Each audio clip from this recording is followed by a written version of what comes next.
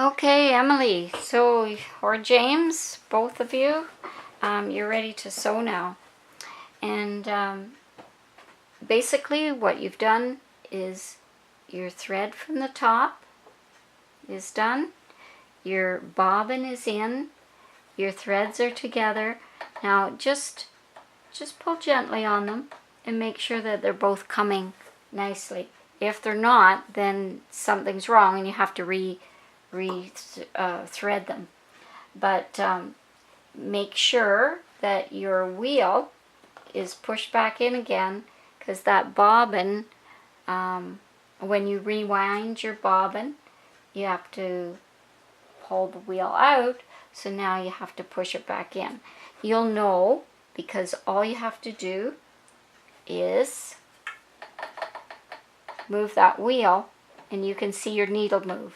As long as your needle's moving and nice and freely, then you should be fine. Okay? Always move it forward, never move it back. Okay, so then what you have to do is you just put your material in below the presser foot on top of the plate, and you'll see these numbers here.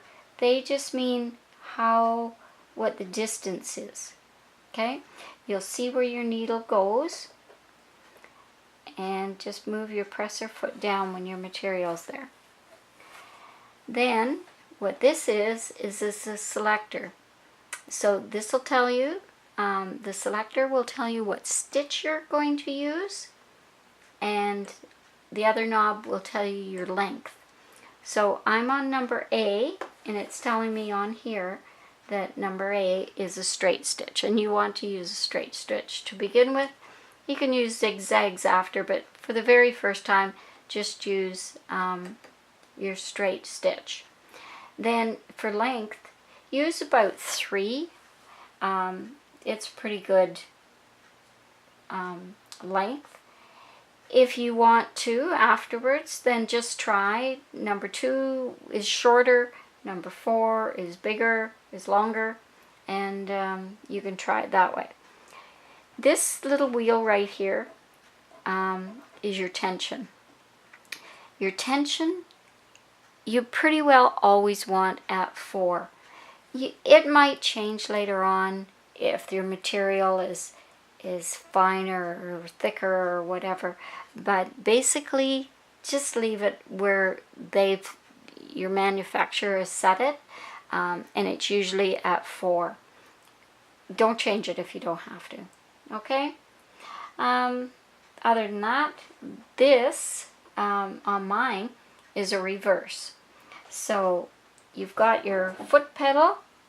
In order to sew, what you're supposed to have is you're supposed to have your hand, your right hand in front of the foot, your left hand out to guide the material, and your needle should be down on the material. Okay, so move your wheel forward so your needle's down. Put your hands like this, put your foot on the pedal, and just lightly press on the pedal.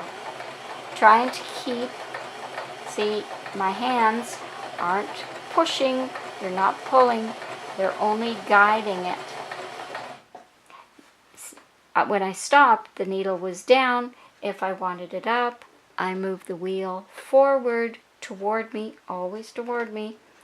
But if I wanted to turn a corner, the little lever under here that moves the foot up, leave the needle down, and I can turn this any direction I want. So say I'm sewing something and I want to go this way. I have the needle down and away I go. Okay? And you don't have to speed. So same thing, I want to head another way, and here I go. And don't put your hands too close. They don't need to be close. This one and they just guide it to where it's supposed to go. Alrighty, so and then when you want to put your material out, your needle, you move the wheel forward, your needle comes up, you move your presser foot up so your thread can come out, and you pull to the back. Always pull to the back. I was going to get my scissors because that's a habit, but you also have a little little scissor kind of thing right up here, and that will cut your thread. Okay,